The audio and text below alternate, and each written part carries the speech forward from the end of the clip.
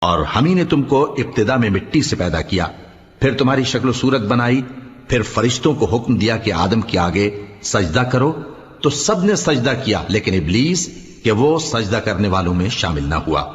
اللہ نے فرمایا جب میں نے تجھ کو بھی حکم دیا تھا تو کس چیز نے تجھے سجدہ کرنے سے باز رکھا؟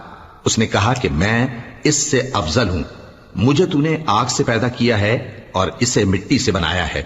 فرمایا تو بہشت سے اتر جا، تجھے شایع نہیں کہ یہاں تکبر کرے، پس نکل جا کہ تو ذلیل لوگوں میں سے ہے۔